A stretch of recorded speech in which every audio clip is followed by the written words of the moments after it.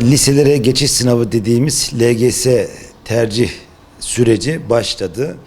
Tercih işlemi öğrenci ve velisi tarafından e-okul üzerinden yapılabileceği gibi herhangi bir ortaokul veya İmam Hatip Ortaokulu müdürlüklerince de yapılabilecektir.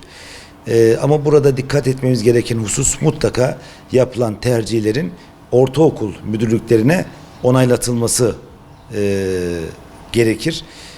Sınava giren ve merkezi sınav puanına sahip olan öğrencilerin tamamı, tüm öğrenciler yerel yerleştirme ile öğrenci alan okul tercihinde bulunmak zorunda.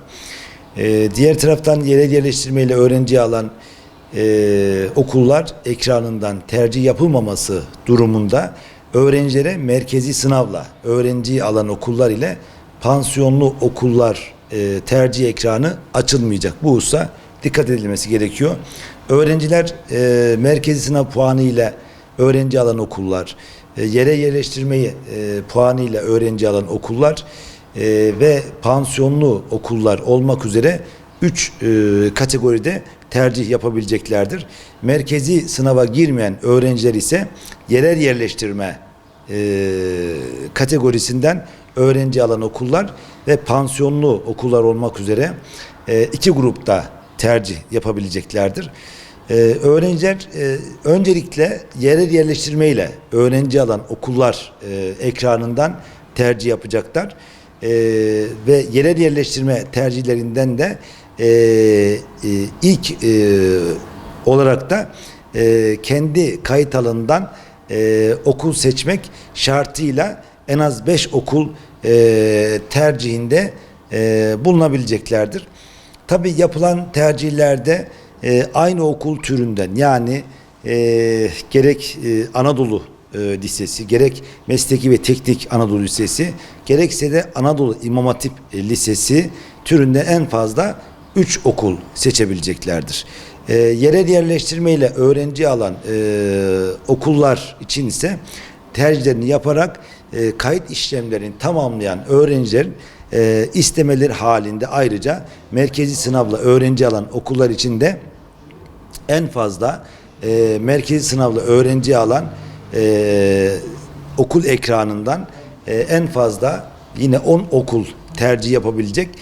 Pansiyonlu okullar tercih ekranından da yine en fazla 5 okul olmak üzere toplam 20 okul tercihinde bulunabileceklerdir. Tabi bu süreçte elektronik ortamda tercih işlemlerini yapamayanlar için de okul müdürlükleri ne yapabilecek?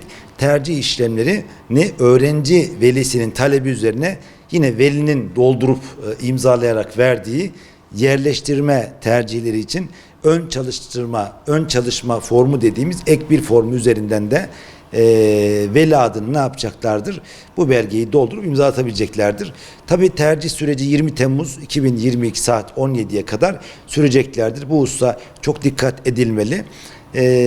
Tabii burada LGS sürecini takip ettiğimizde liselere geçiş sınavında İmam Hatip ortaokullarının çok belirgin bir başarı hikayesi göze çarptı. Dolayısıyla İmam Hatip ortaokullarından özellikle mezun olan öğrencilerin tekrar İmam Hatip türünden bir liseye devam etmelerinin çok daha sağlıklı ve önemli olacağını düşünmekteyiz. Biz velilere de tavsiyemiz, eğer İmam Hatip ortaokulu okumuşsa bir öğrenci ve bu İmam Hatip kültürüne uyum sağlayabilmişse ki başarı skalası ve göstergeleri bu durumu doğruluyor. Dolayısıyla öğrencinin lise eğitimi de İmam Hatip'te kültürüne uyum sağladığı bir okul türüne devam etmesinin de öğrenciye başarı getireceğini ve öğrencinin eğitim hayatını da olumlu etkileyeceğini düşünmekteyiz. Bu anlamda biz tercih sürecinde mutlaka velilerimizin bu işe duyarlı olmalarını istiyoruz. Yani çocuğun hangi okulu tercih edeceği konusuyla ilgili velinin daha proaktif bir örneklik teşkil etmesini bekliyoruz. Özellikle sürece dahil olsunlar. Çocuklarının hangi okulu tercih edeceği konusuna kafa yorsunlar.